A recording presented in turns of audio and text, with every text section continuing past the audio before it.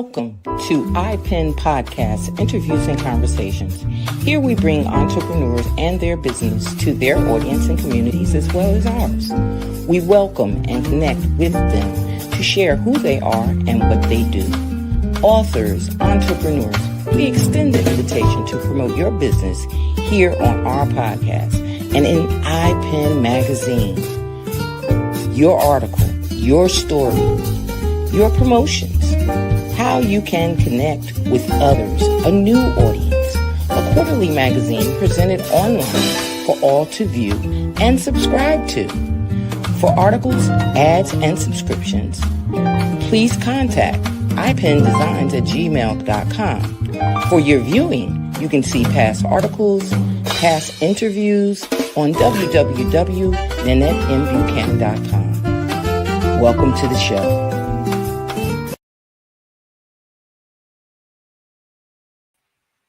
Good evening, good evening, good evening. My name is Nanette Buchanan, and this is iPen Vision's podcast, Interviews and Conversations. And as usual, we have a great guest coming to you, and we're excited about speaking with her. But before we do that, I just want to mention to you guys, don't forget to give us a call. Send us an email. Let us know what you do. Let us know what you want to share. And if you have any events coming up, the summer is coming up, do like we do. Come on and let's talk about it. Let's get some people to support you as well as support us. Now, before I get started, you guys know that I don't do this by myself because I very rarely do it right. So I still am in training. And she trains from the back, so I just call her my partner in crime. You know, those people that hide things when they do things for you. But she is my support, and I love her madly for it. Come on to the stage, Felice Reeves. How are you tonight, dear? Hello. Mwah, mwah, mwah. Because as you were running the intro, I was thinking, you know what, Nanette, thank you. I hope I tell you often, but I know it's not enough. Thank you for sharing your platform with me and the wonderful people that we have. Don't we meet some nice people? We meet some nice people. I mean, it's different when you have something and you say to yourself, I don't know what we're doing, because these people that come on here, they don't know what they're doing. We don't know what they're doing. And we can't have a conversation with them, but we've been blessed. Yes. Actually been blessed, because everyone that has graced us with their presence has been a rewarding person, regardless of what level they're in their business, regardless if they're coming or going or separated at one time or another. They've been a blessing. They've been a blessing. So I want to thank the audience too for hanging in there. I like the fact that you guys go back and watch the replays. They're on YouTube and on my website. So I want to thank them too, because you know, we've had some people that have joined others and they have like little watch parties and their own thing. But you guys can make comments while the show is going on YouTube, and you can make comments on Facebook if you're watching us on Facebook. So I encourage you to do so. But tonight, just like any other time, we have another great guest. So I'm going to bring her to the stage without further ado. Miss Sharel Gordon.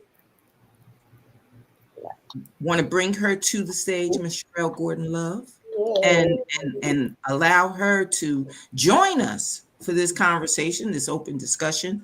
As I explain to the people all the time, it's a simple thing. We just want to talk about you. We want to get down right nosy and know what you do and how you do and what makes you you. So I'm going to ask you an opening question, which I ask everyone when they join the show. We don't introduce you because we don't know you. We know what you told us you were. We know what you wrote on the exquisite paper called a biography. We know what that is. But we want to know, we want to know just you. What do you say? Who do you say Sharel E. Grdon-Love is? Introduce yourself. That's for me. I think that's kind of easy if I think about it in order. I am a daughter. I'm a mother. I'm a grandmother. I'm a writer. I'm an author. I've added screenwriter to that. I'm a friend. I'm a sister. And I love people, something that I just find people fascinating. And I find also that it helps with when I write. Um, that part is easy. Mhm. Mhm. But who I am at the core is a lover of God, period, the end.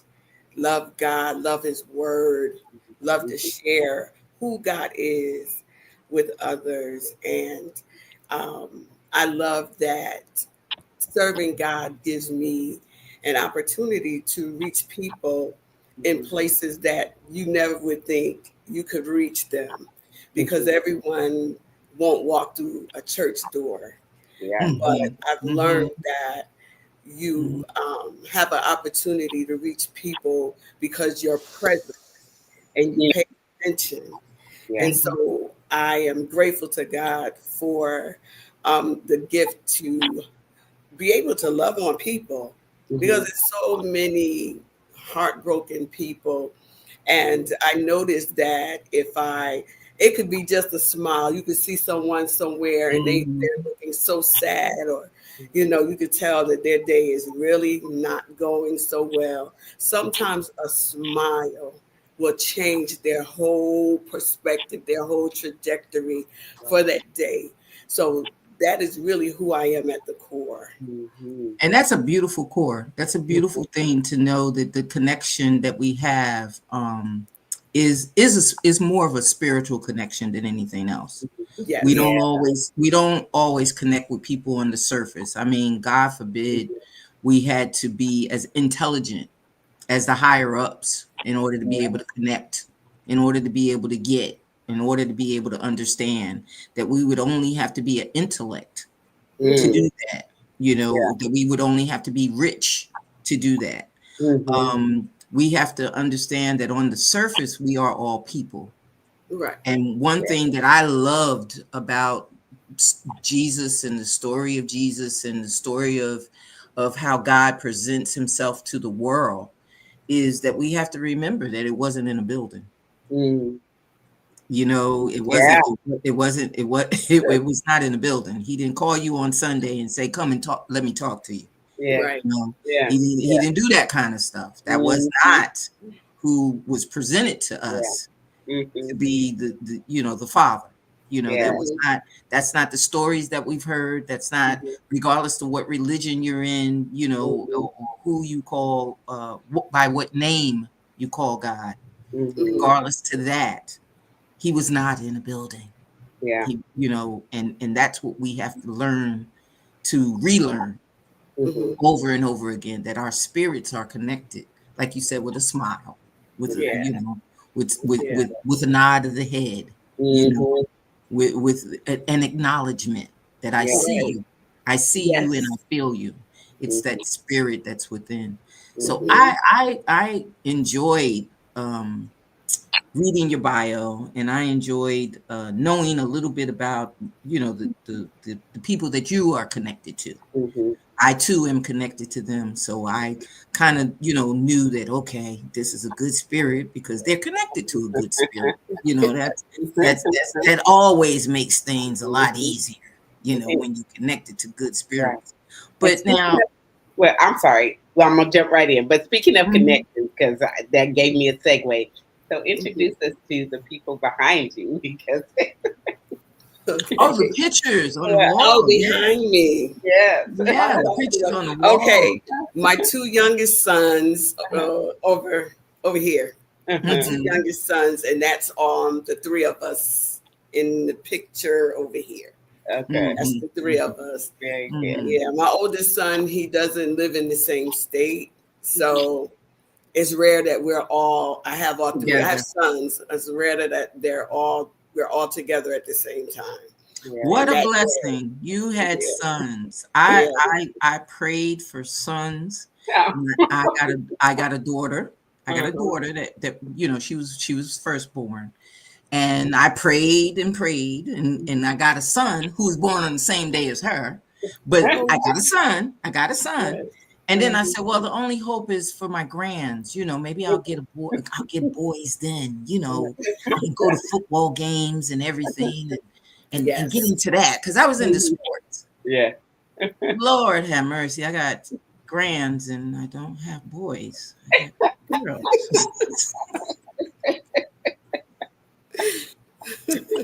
So it's a blessing when you have those men that can, just surround you, because nothing like it. Children are a blessing. They are. They are. And I'm team girl, even though I love my son to death. I got one at each, and then one granddaughter. So that's what I'm saying. Girls. I got girls. My daughter even expressed it when my son was born. She said, "Can we have the cat back and take him back?" I wanted a girl. That's too funny. Like, no, we can't take him back. We're gonna have to keep him. I'm sorry. I have identical twin granddaughters. Oh, yeah, that's different. Oh, that's fun. I tried to get my daughter to have twins. I'm just like, come on. That's different. That's her, have to, and now, when I come in with the shopping bags full of stuff and so she's like, for one child, I was like, I told you to have two, but That's nice though. Twin. Do they talk together and act alike? Or yes, at the same time, like that same thing. Yeah. I'm so tickled watching them, even from when they were little babies and how they interacted with each other. They had their own little language. They understood what they were saying. Yeah, what they were saying. Right. And it's so cool. I just love watching them. I really get a kick out of them. She said they're 7. They're 5. They're 5. Oh, that's a fun age too. And that's a fun age anyway. Yeah. Oh boy. Yeah. Oh boy. Well, that's nice. That's nice. So you have the family background. You have all of that helps you go into writing. Was that your first choice? Actually, my writing journey started when I was little, before kindergarten and all of that. I always loved the books. My mother would read to me. So even at that age, even though I could not express how I understood it, I understood that words made stories. So I would always have my little paper and crayons, and I would call myself writing a story, and I would read my story to my mother. Right. And, that was my thing. And I used to always say, I'm going to write a book.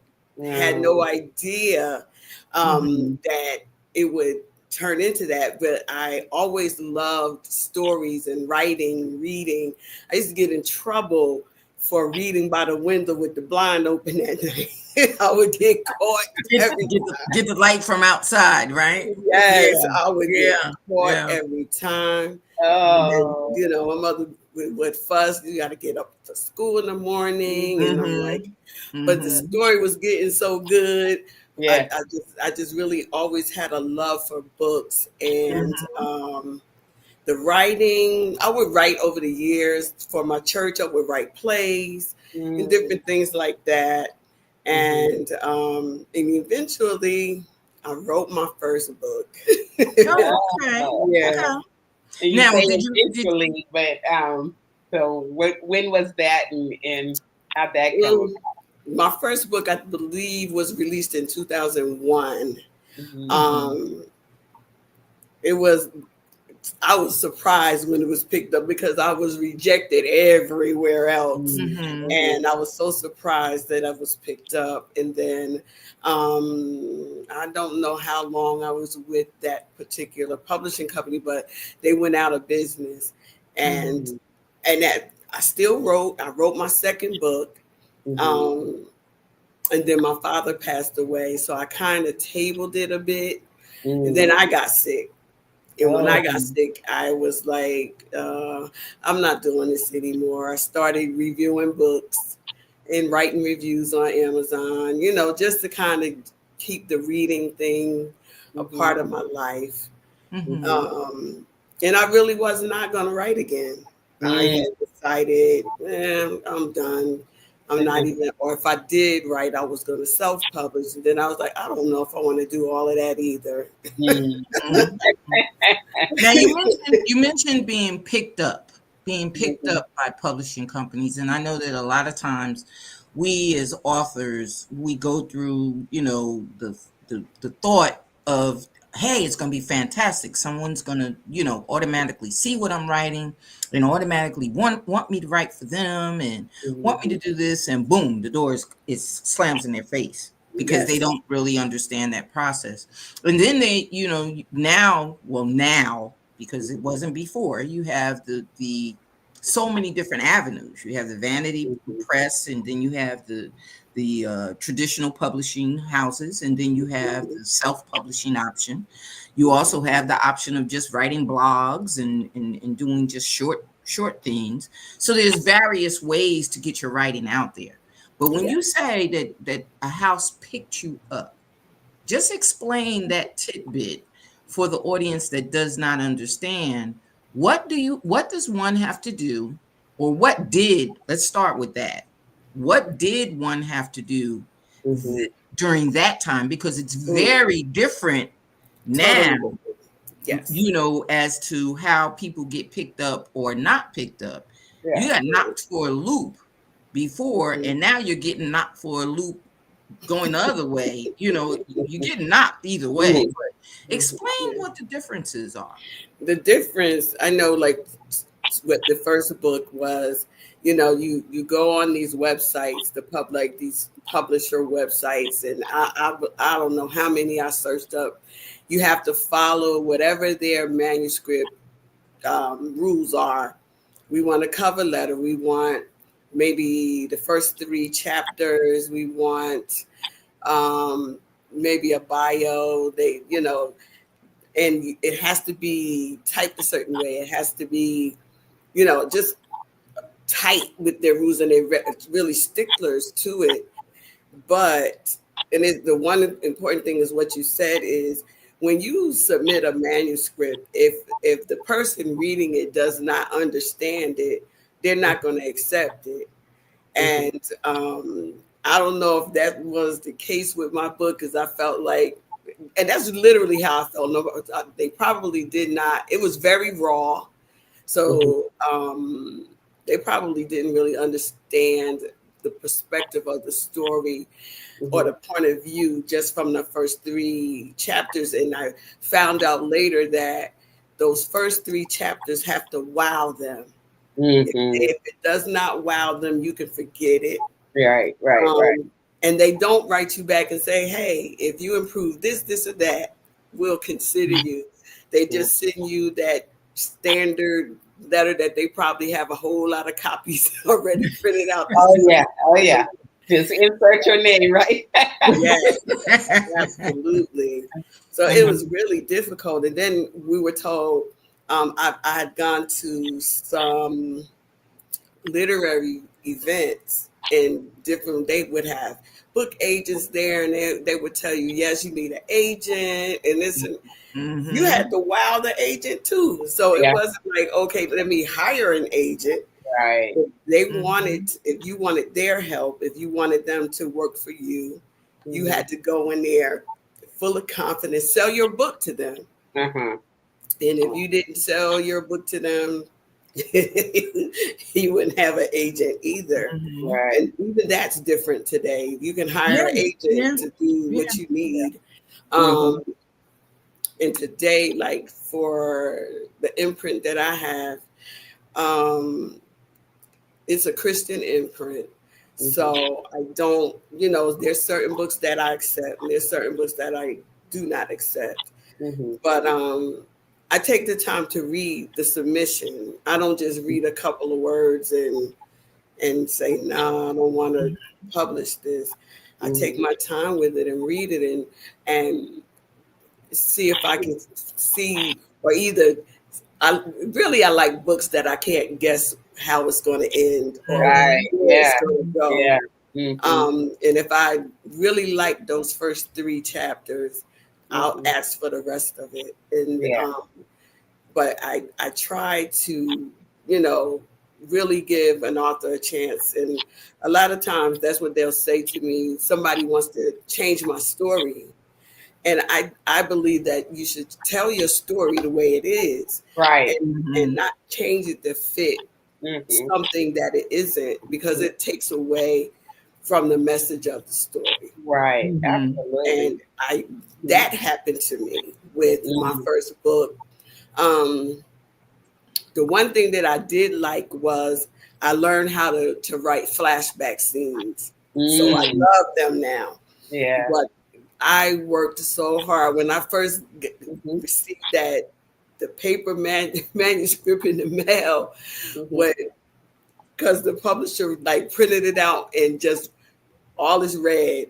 I closed that bad boy up and put it away for about 2 weeks. Because like in my mind, it was probably almost perfect, but it wasn't. So I did learn a lot about that, like publishing that first book and all that you go through. And I was taught about marketing, but even back then it was more word of mouth and emails than anything else. It wasn't social media back then.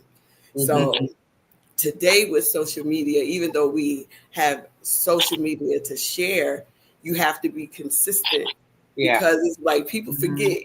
So it's a constant, you know, if you really want to get your message out there, your books out there, you're going to keep publishing, you know, find ways to market yourself, and different ways to promote yourself. So it's definitely like night and day today. Well, absolutely. But I think how impressive it is when you say that is that you had to impress them. And, you know, most of them are pretty jaded in the sense that I've heard this story before, I've seen this and da, da, da, da. Yes. So if you can capture their attention, that is a huge kudos. Yes. Yeah. Absolutely. So congratulations. And the funny thing is, some of the things that they rejected back then, some of the things that they wanted people to do, like myself, that they wanted you to do, they now accept. Right. You know, some of the things that they call flaws, some of the things that they cause, oh, that's fantasy and you're writing fiction. Because one person's, I always say it because I always say I write reality fiction. Somebody that's living in a reality world, it's their reality, we would look at and say, well, that's fictional, that don't happen. You know, but it does. It does. It happens in somebody else's world, you know. So the thing is that what they used to reject, they now look for. Because it's more or less, it's not a fantasy. This is what this is what's going on in people's lives. You know, when they say that they stayed up all night long and went to work the next morning, that's exactly what they did. You know, and it's kind of like the deregulation of the industry, like, because now, you know, because once people were rejected enough and they're like, forget y'all, I still have the story to tell. And then they kind of did it on their own, you know, sharing it with their friends and family, and they catching, and, you know, like, kind of like, you know, I'm use the example of the Justin Biebers of, you know, going on YouTube way back when, and it's instead of going to those big houses, publishing houses or, you know, record labels, it's like, I'm just going to do my music. Try to do it on my own. Now, in speaking of, and speaking of doing it on your own, do you find when people come to you that, and I understand, because when they look for the alternative, it's usually just like Felice just said, they're raw. Right. Do you find it harder? Because see, I don't publish. I'm not. I don't want to tell you that your story is not right. I don't want to tell you that you got to use grammar the correct way. I don't want to be red marking your paper and doing. I'm not doing all of that. I will help you along the way, and I will tell you where you need to go. But I'm not the one that's going to do all of that. But do you find that when you're trying to explain to someone the publishing ritual, because they have had all of these outside influences now, Do they now come to you with, well, you could just do this, Mm-hmm. or I you had could just one. do that? I had one who had been through the gamut, and I think at that point they were jaded. They just wanted to get it Mm-hmm. done. Yeah. And so I try to take a different approach. Even when they've had experience over here and experience over there, I let them know this is how we do it over here, Right. and Right. why Right. we do it the way we do, and how Mhm. important it is for them to, and not that we're not open to suggestions or anything like that, because Mhm. everybody's journey is different. Sure. So I try to find out what's best and how they would fit. And sometimes they just don't. Because I told someone, I said, I kind of think you might want to Yeah, you self-publish. might want to go. Yeah. You might want to, You go and somewhere not else. only that, the idea is to, the idea is to, when you self-publish, and I've self-published all of mine, but when you self-publish, you can take your time.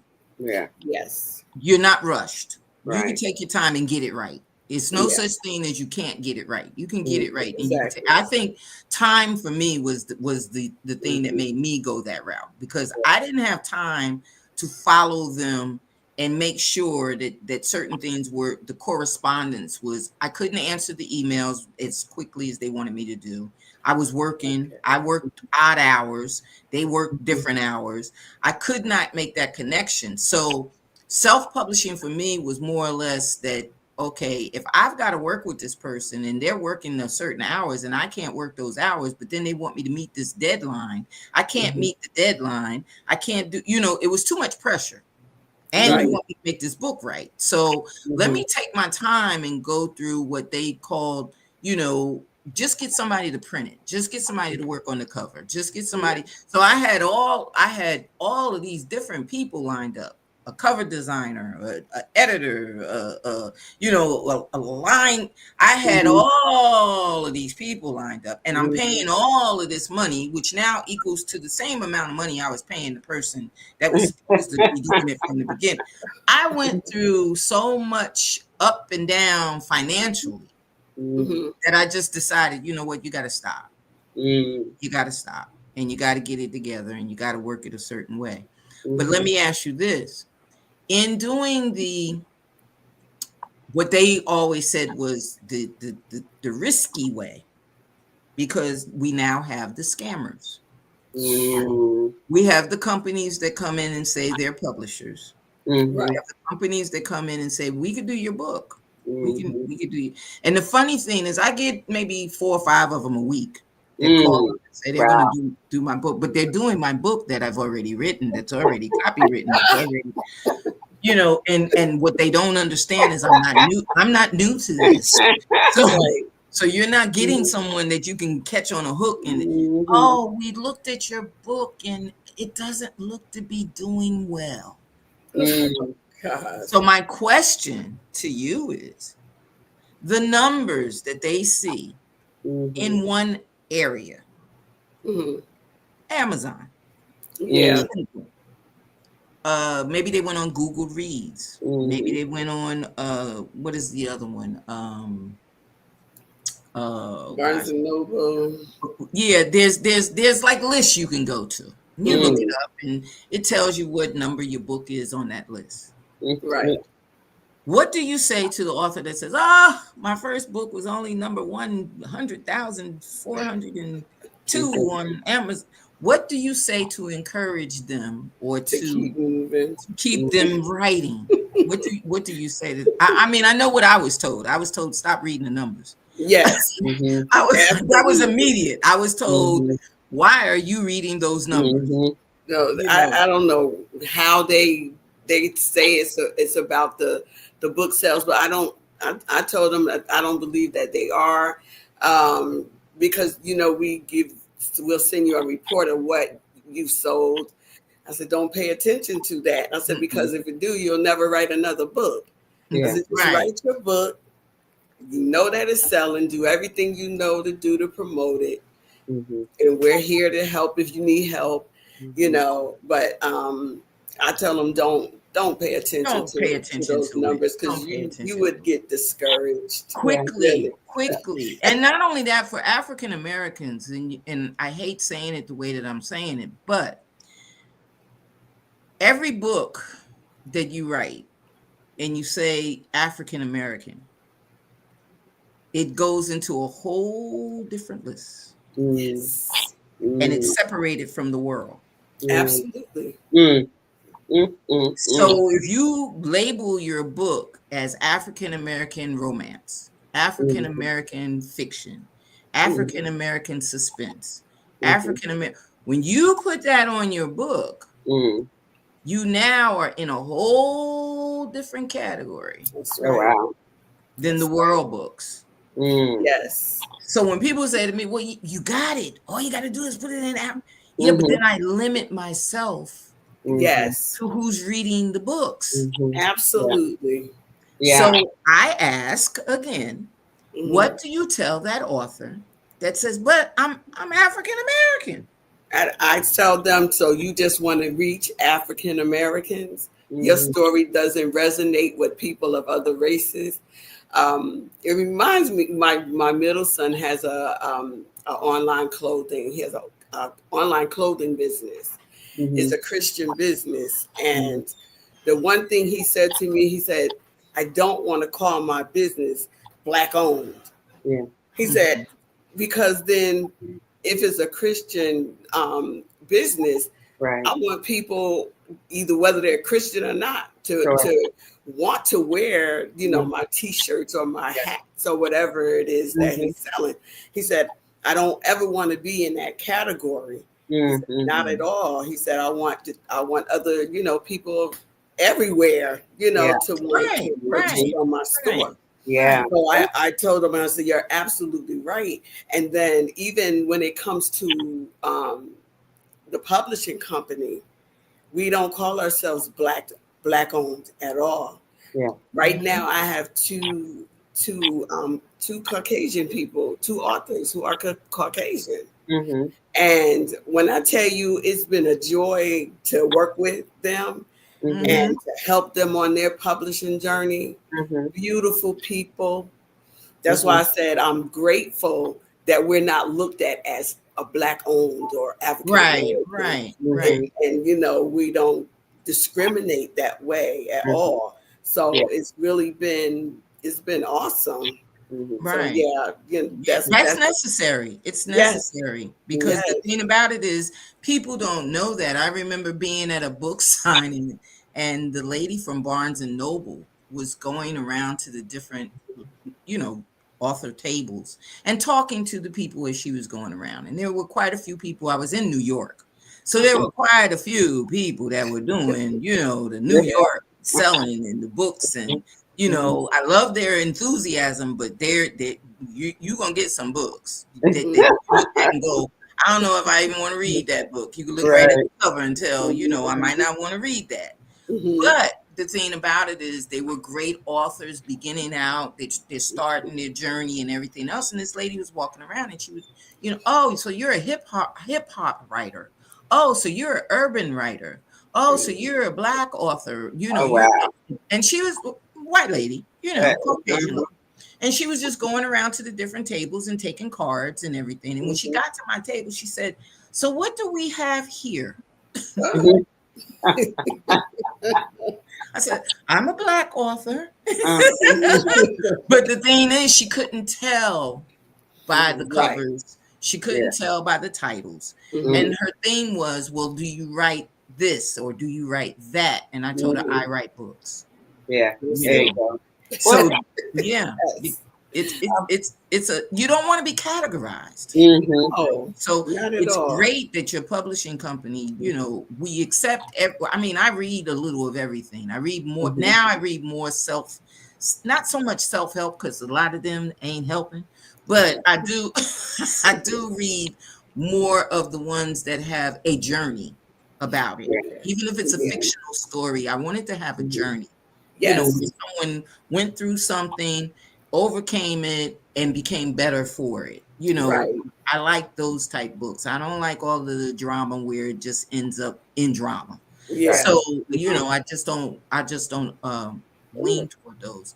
But when you're doing, is there a difference in when you're doing the publishing and you're dealing with the fictional writing and the self-help or Christian writing, the different genres? Is Yeah. there something that you have to do differently to talk to these writers because they got their own headspace? Yeah. It depends. It depends on what it's about. Usually, like we're getting ready to release a, I would call it a self-help book, 30 Days of Forgiveness, Fasting from Unforgiveness. I think that's the subtitle. And he's a pastor, and he told me he wrote it years ago. Years ago. So when he sent it to me, it was, tell you it was done. I only had to go through, do a little bit to it. And it was based on his experiences.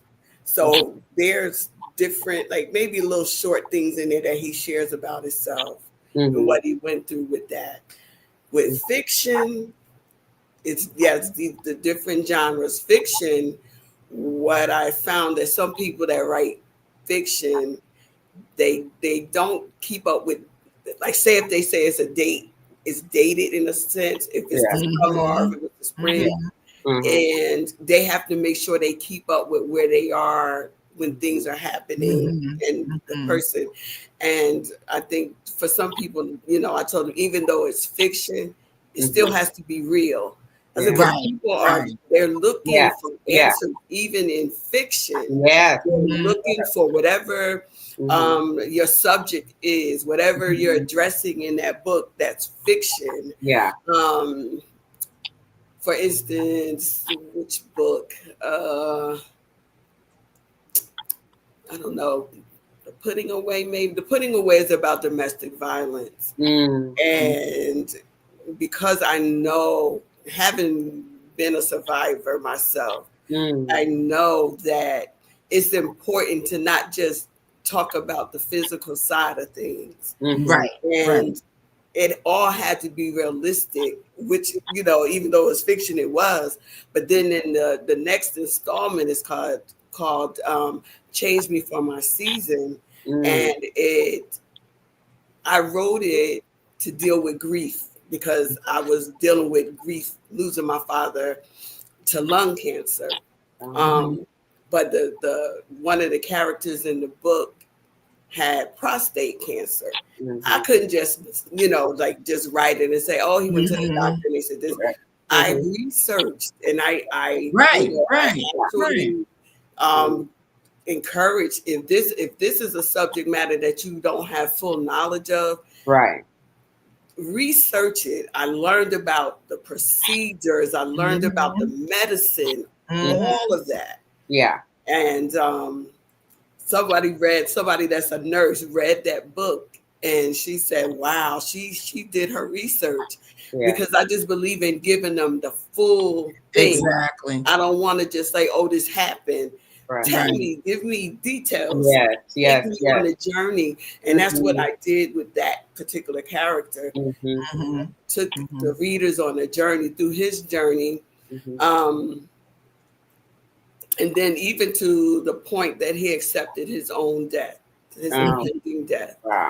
So, but then dealt with their characters connected to him, how it changed their lives, and the manifestation of what they were going through because of grief. And just even thinking about my father's passing, I think for all of us, his children, it was different. For me, I was in a really, really bad depression. And I even moved. I live in New Jersey. I left. Ended up back home. And my two youngest brothers, they had drug abuse issues, and stuff got worse. then they, up and down. So I think everybody dealt with it differently.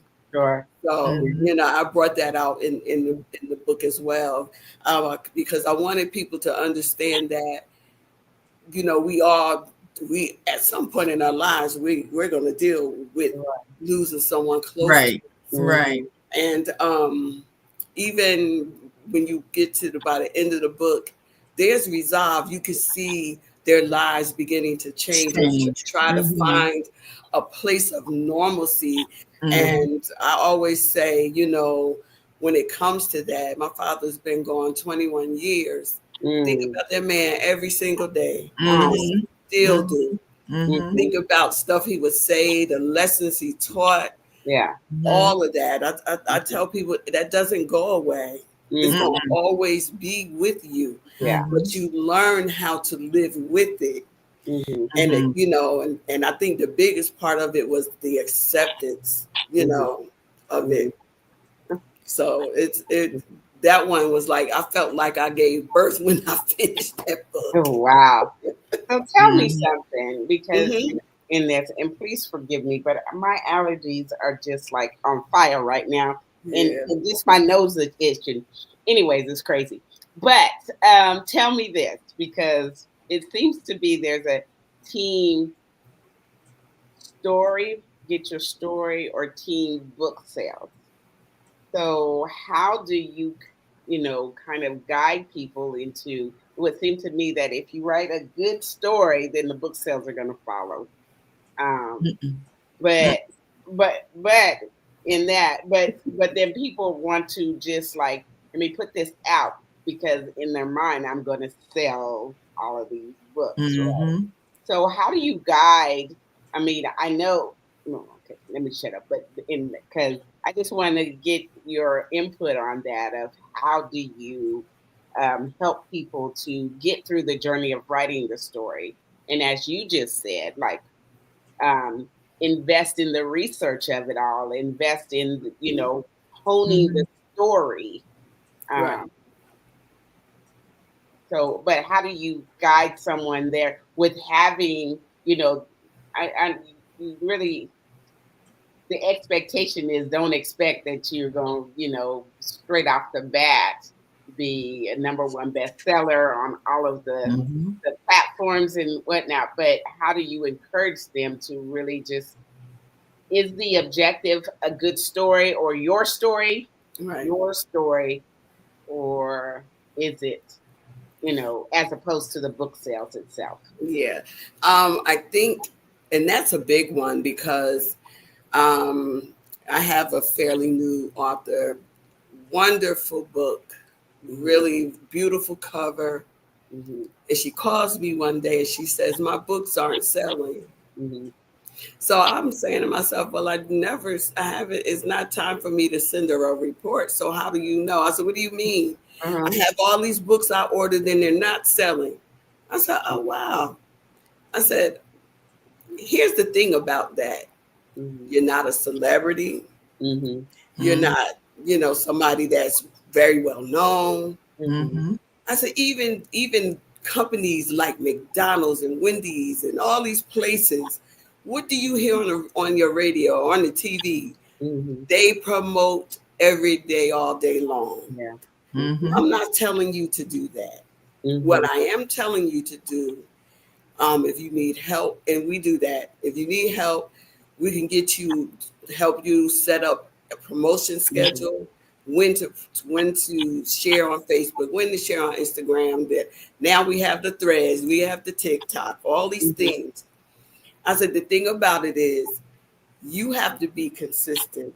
I said, and most importantly, just because you wrote your book doesn't mean everybody knows that you did. I said, now that you have your books, I said, one thing that I do, and I have to put them back in my trunk, I keep my books. I normally do, like, have my books in my trunk, because you never know if you're going to run into somebody or somebody that like, hey, did you know I wrote a book? Would you like a copy? Whatever. You have to take advantage of these moments to basically literally sell yourself. Because even if somebody knows that you wrote a book, 9 times out of 10, they don't remember the title. Mm-hmm. Yeah. And they'll say, hey, I heard you wrote a book, and you might have 2 or 3 or whatever. Mm-hmm. And they may be talking about one particular book. Mm-hmm. I said, but they know that you're the author. Mm-hmm. So in all reality, you're selling you. Yeah. Literally. Yeah. So your books are connected to you. Right. So keep your books in your trunk. Mm-hmm. Like I told her, I said, you can reach out. There's books, bookstores. I gave her a couple, told her how to do certain things. Mm-hmm. And I said, and you have Facebook, let people know, write a post, share, hold your book, be creative. If you need help with that, we're here. But let people know, hey, I have copies of my book. If you want a signed copy, tell them how to pay for it, and then you make sure you mail it out to them if they're not close. If you can meet up with them, maybe they'll buy an extra one for someone else. I said, you never know. I said, but you have to put yourself out there. Yeah. And I struggled with that in the beginning myself. I was like, I don't want to be bugging people. Well, but there is that, how do you, because there's a fine line of, a transactional, buy my book, or a relation, right, buy my book, right? And so that there is a really fine line to that in my thoughts. Of you're like, buy my book, and you're pestering people, and they're gonna buy your book, but they're always like, well, what's in it for me?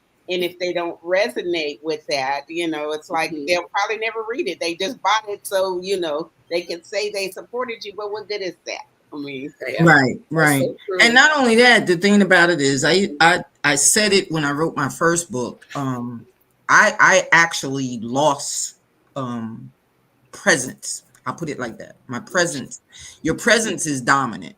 Like if you go to work every day and you work where there's a lot of people know you, a lot of people buy your book.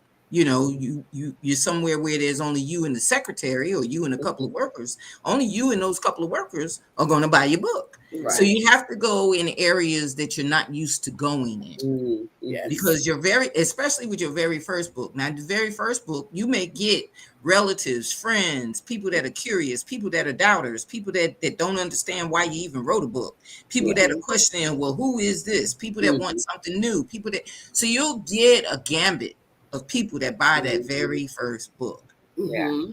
Now the question is, how do you sell the second book? How do you push that second book? Because you can get 100 people, 150 people, people that tell people, my cousin wrote a book, my friend wrote a book, my this wrote a book, my that wrote, word of mouth. You're getting all of that out for your very first book. So your very first book, you may go over the top. When you have that very first book signing, you got that very first opening. Hey, I'm having a party because I'm releasing my first book. People coming for the party and the drinks, they'll buy a book, but you're going to get that. And you get it on all levels, from your work to your family, to those you know, to those that know others. You get it on all levels. Now write your second book. That's true. Now that's going to depend on those that liked your book, those that are still supporting you, right, and those that you have now promoted yourself to.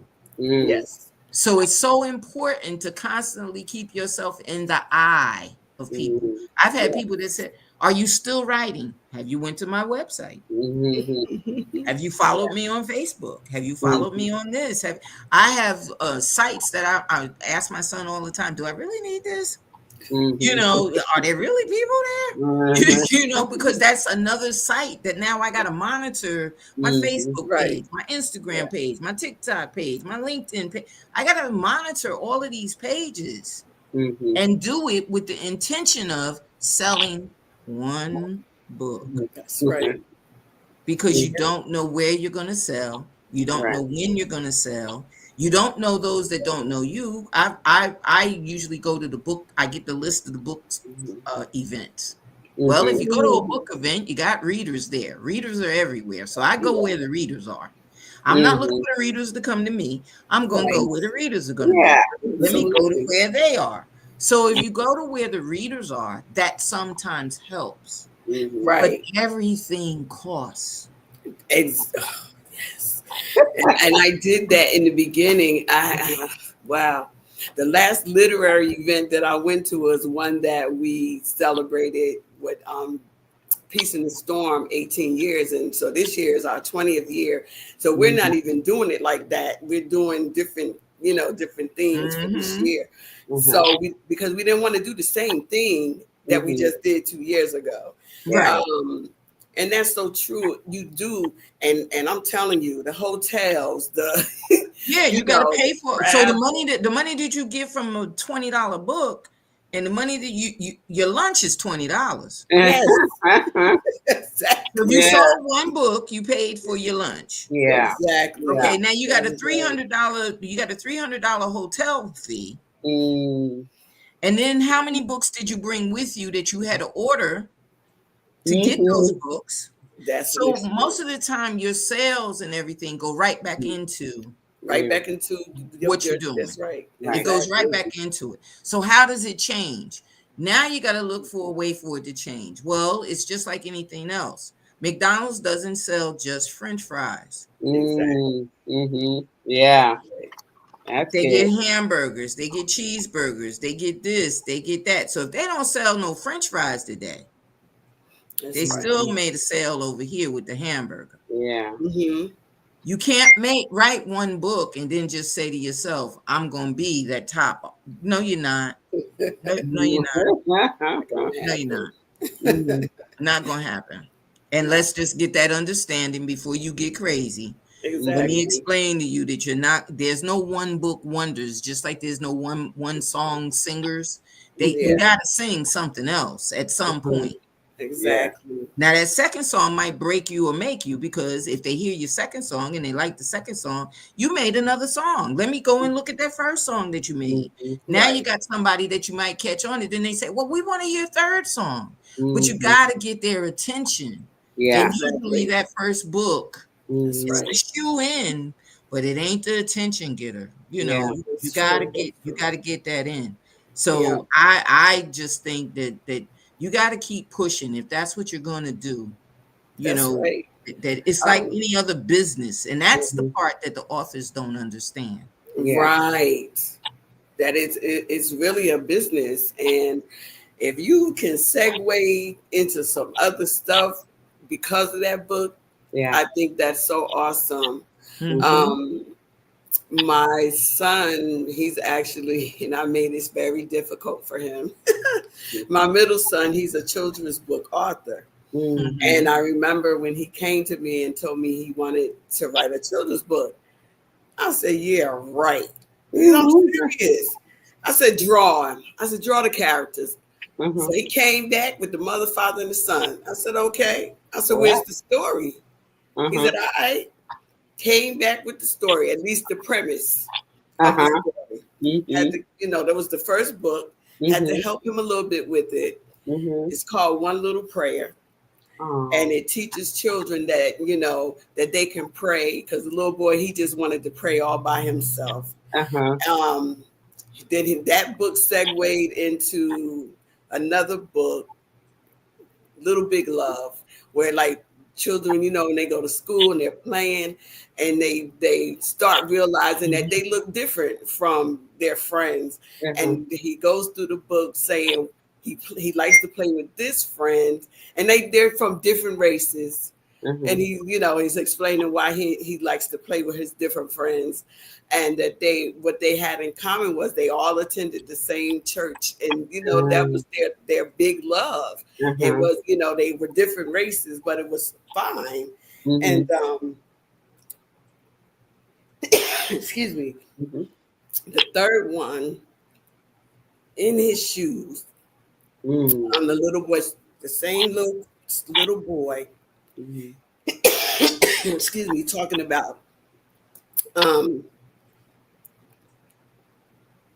his father, how he liked to be like his dad. Sit on the sofa with his hand behind his head, take his shoes off, different things. And I think it was more or less based off of excuse me, his relationship with his dad. Uh-huh. Cute book.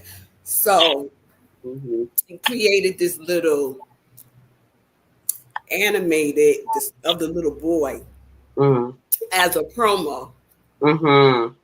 It's really, really cute. So he got creative, and that helped, with the sales. 1 second, I just want to drink some water. No problem. But I tell you, these allergies going around fighting the allergies. Yeah.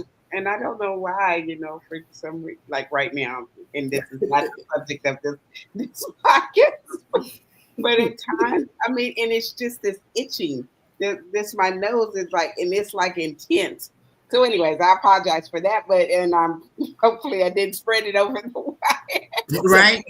It passed on to her, right? But your son's book, that sounds so wonderful. Just to get that. The different stories and the different how they develop, the different avenues or topics that derive from. And the thing about it is, that's the idea for that author that comes in with the one book. I always ask when they come in with the one book, can you help me with this book? My question, sometimes it turns them off, and I don't really mind the fact that I might push you away, but I'm pushing you away for thoughts. Because it's harder for you to get involved in it and really see it developing and really see it turning over and everything else, only to find out that the publishing route is not the route you want to go. Or it's a little too much for you to take on with other things that you already have in your life going on. Because it takes time. It's not like I wrote the book, now someone else, come and do. No, you wrote the book. You got to be the promoter. You got to be the push. You got to be the connection.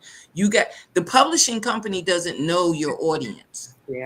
Until they see your book. Right. Once they see your book, they know the audience that they've been in contact with and who they know can push the book further. But if you come in with an audience and say, "Hey, I've got followers. I got Facebook followers. They can build a platform with you. They're working with you.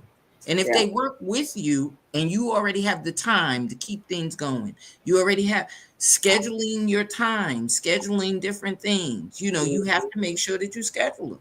It's just like any other business. It becomes a business. You are the captain of the ship, and if you don't steer the ship will sail. It ain't gonna stop at no ports. It doesn't have a destination. Right. It's just gonna be on the water. It ain't gonna sink, but it ain't gonna go. You just floating. And it does take time to develop that. So you went from business technology to publishing, and then you went into, I think, you spoke a little bit about your son's books and After the Storm and the kids publishing and everything. So we understand, the development that you had along the way. But here's one of the things that you said that captured me. Just because you built it. What the movie said otherwise. So how do we get that across? Because everybody that you meet and you deal with is at the beginning. Right. So how do we get that across to them? For some reason, that's like the hardest thing. To get people to understand you do have something really good here. And I believe that, it's going to bless so many people. And I tell them, how will they know unless you tell them? I said, not only tell them, but you have to show them where it is. And with that concept in mind, taking the time, just like you said, to that time, schedule some time. For me, it's like pray first, ask God to give you ideas, write that stuff down, go through it, see, what's maybe the easiest thing you can do first, go through your list, and then schedule stuff out. There's like Fiverr. You can go on Fiverr and have them create stuff for you. Mhm. It doesn't just fall on the publisher. And I tell them, I said, we market you from the standpoint of a publisher. Mhm. And it's like you said before, we don't know your audience like that. Yeah. We don't know all of your followers. We don't know. So we can only help you but so far. Yeah. And I was telling them too, like look for local Mhm. literary events. Mhm. You can find them, especially in the spring, summer, now that the children are out. Mhm. Don't be afraid to call a bookstore in your local area and say, hey, I live here and I have a book.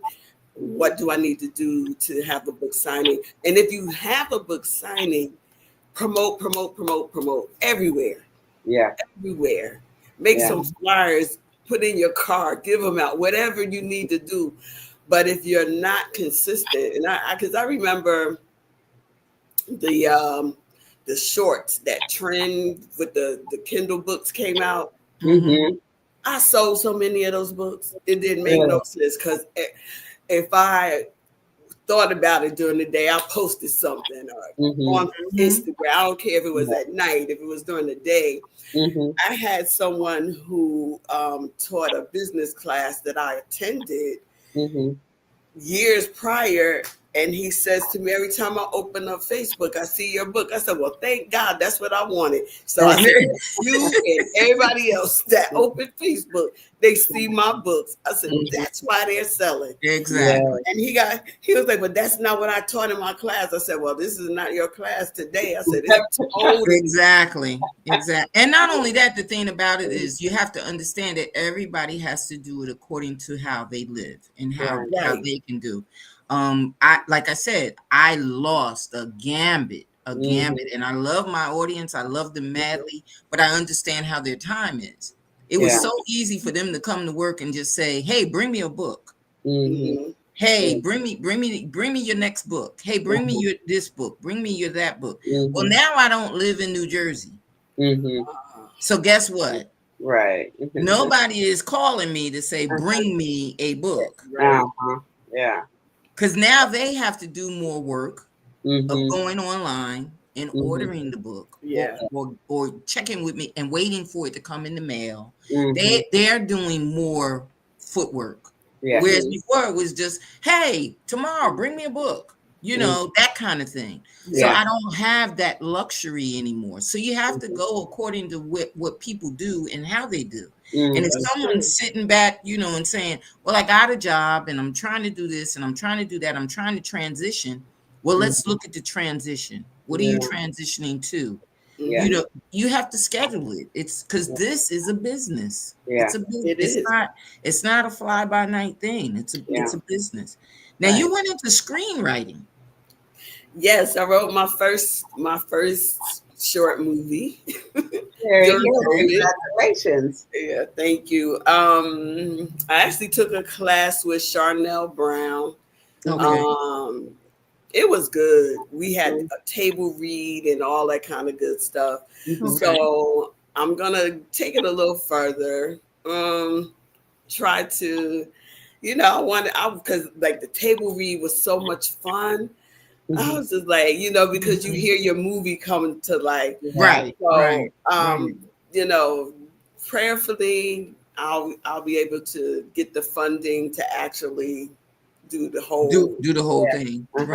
Right. So now, did you find yourself? I know my son does screenwriting and plays and different things, and he took one of my books and he said, "Hey, we're going to do this one first, but we got to change some things, and it's going to take some time." And time, okay, whatever time it takes, because I didn't know all of the elements. Did you get shocked when you found out that going from book to screen, they throw out half of your book? Oh yeah. It's because you can't fit it all. Oh my goodness. I was like, what do you mean take 300 pages and take it down to 100? How in the world? And then he said, we really don't need 100 pages. We might only need 90. And I'm like, what? You know, I've been sitting back and I'm a complete novice, never wrote a book, and all of that good stuff. But it would seem to me that, there's uh, um, and there's now this trend on the social medias where there's a difference between storytelling and writing a story, right? Because there is a person that can articulate, and recant a story or retell a story that captivates people. But when it comes to writing that down, it's like there's no way I can do that. Yes. And, Yes. and vice versa, I would think to some people that can write out a story, but can they like actually tell it? Mhm. In words, tell it in words. So there's this thing now that the one young lady, of course, went viral with recanting this story about a relationship she had and all of that, right? And she did like a 21 part. I mean, it was like ridiculous, but she did it in bite-sized pieces. And every time there was like that cliffhanger, and it's like, okay, I'm gonna come back tomorrow and give you part, And so, but I mean, she went viral, and now she even had, I believe, she has like an endorsement from a car company because part of her story had to do with something that happened with her automobile and stuff and all that. So as you were saying about being able to do different things to kind of like enhance or promote your book, that's one of the things that's happening now. Yeah, the trends that they have now are amazing. It's amazing that they have these things, and even the short reels that we see now. Yeah. I remember when I did like my first book, they were doing trailers, and the trailer had captions. Yeah. You did the pictures with the captions. Now they want you to do the pictures like it's almost like a movie. Yeah. Where you actually get the voice and you do all of that. So it has evolved to that. But I just thought that when I saw that you were screenwriting, I said, I wonder how amazed she was when she got to finding out that you literally cut out everything. Yeah, And it's gotta fit in that certain time. It's got to fit in that time frame. It's more about the timing than anything else. Well, and I so just thought that was amazing. Yeah, but tell me, so since you've written plays, and then you said then you had the table read for your movie, the movie. So tell me what the differences are with that, because I would think that they would be kind of similar. Oh wow, let me see. The difference with that is it's almost like a play is moving, and you can improvise. You can improvise in movies too, but it's just different when to write for a play, because it's really hard to even say that, because it is definitely different from the screenwriting. The screenwriting is to the point, boom, boom. Yeah, cut and dry. Yeah. And not only that, the play you get your improv comes in from the audience. Yes. Because you got the audience instant reaction. Yes. Because my son was in a play, oh God, a couple of years ago now.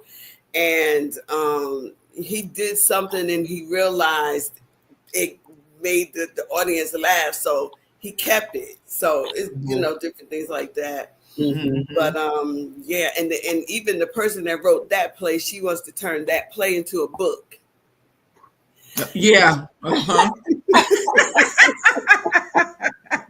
Yeah. Oh my goodness. So, I don't know what's worse, adding on or the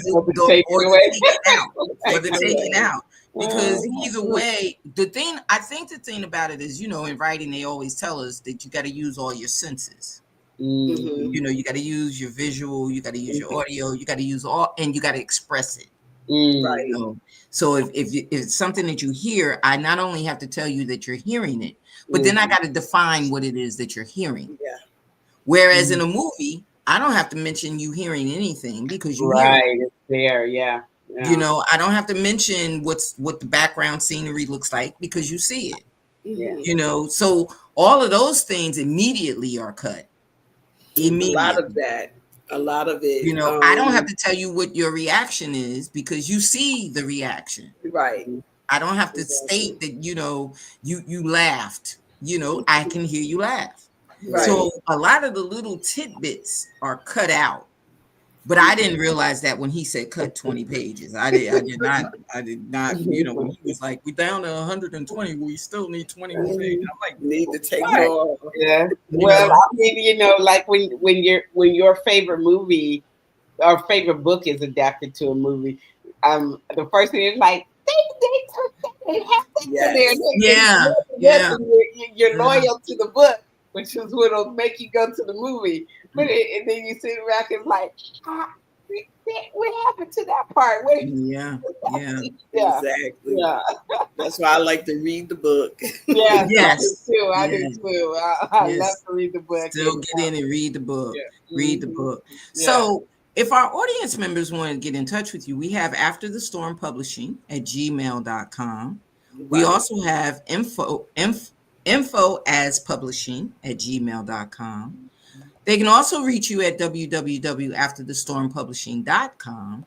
Yes. And Facebook at Sharel Gordon.Love. Instagram, Yes. Sharel Gordon-Love. And is there any other connections that you need me to share with the audience? I do have a website. It's www.sharellove.com. That's easy. And for like any books, any book related stuff, personally, it's my name, SHAREL books at yahoo.com. Okay. Okay. Love it. Sharel, your last name as well on that one? Huh? On which one? You said it's Sharel Books at with yahoo.com. With an S? Books with an S? Books with an S, yes. Okay, so we want you to reach out and definitely get in touch with her. It's been an enjoyable conversation, an enjoyable evening, and we want to make sure that everybody gets in touch and understands that if you need to get your book started, if you need to get any information on your book, of course, you can get in touch with After the Storm Publishing. You can also get in touch with Sharel at her email addresses and ask your questions, put your questions in. If you can't reach her for some reason and you want to reach her, you can also go through us. We'll give you all of her information and let you know how to get in touch with her because I don't do all of that stuff. I do some of it. I will help you along the way, but I'm going to funnel you off. I'm letting you know right now. At some point, you're going to have to meet Sharel because I will be sending you, hey, this is your next step. You know, you should rest assured that they're in good hands. I mean, yes, that's the whole thing of this networking that we do. That's the whole thing. That yes, myself, Felice, we could tell you a little bit about, you know, well, we understand this part and we do this part. This is what we do in our business. This is what we share in our business. But then we have that network. Right. And when you have that network, I could then say, hey, you can go to this person or you can go to that person, or you can come back and say to me, hey, I saw them on your show. And this is the person I'd like to connect with. I'm not one that's going to get upset. I'm not going to be upset about it. I'm not going to be one that says, oh, no, you have to deal with me first. No, you don't. I'm letting you know right ahead. Look, I got my own books to take to Sharel. Okay? I got my own issues. So I want to thank the audience for being here with us. I want to thank our guests. And Felice, do you have a last question for her? I do. Well, first, Sharel, I just appreciate not only your spirit in the time that you've taken to spend this hour with us, or I don't know, an hour and 13 minutes. We love when it goes over because it really means that you know the conversation was a lot of great. Yes. Yes, the conversation was good. So my question to you is, how do you fill your cup? On all the wonderful things that you're doing, how do you take the time to honor Sharel and just fill your cup? If it's empty or if it goes down a little bit, because I do feel that your cup is overflowing with all the wonderful things that you're doing. But how do you fill your cup? Ooh, oh, that's something that I don't normally think about, which is really not good. However, when I really, really want to, I need to, I go see those little girls. There you go. I go see those little girls, and they just, that's it. Everything else just, they have me playing hide and seek, house, or they cooking with their little dishes, whatever that is. And I just relax. I really do. I just love just being with them. And when I can, though, I'll get away. I like road trips too. Oh, very good. Yes, Oh, I do. I love So that. yes. So yeah, they're like the top of the top of the list, though. Let's go. Yeah. Yo, and of course they talked me into taking them to McDonald's. So, so that's my comfort. And they were born at the height of COVID, and I lost my youngest brother at the height of COVID. They were born a little more than 2 weeks after he passed away. Oh, wow. Yeah, so I was like, we needed this. Like our family we needed these two little girls. So yeah. Well, I'm sorry for your loss, but I'm very happy for your gain as well. Yeah, for the blessing, right? For the blessing. Yes. Well, that's the end of the show tonight. I want to thank you in what you do, and I'm asking you to stand by as we tell our audience good night, and thank you for participating. Make sure you check out the replay and invite your friends to check out the replay as well. Thank you so much, and we'll see you next week. Yes, thank you for having me. Yes.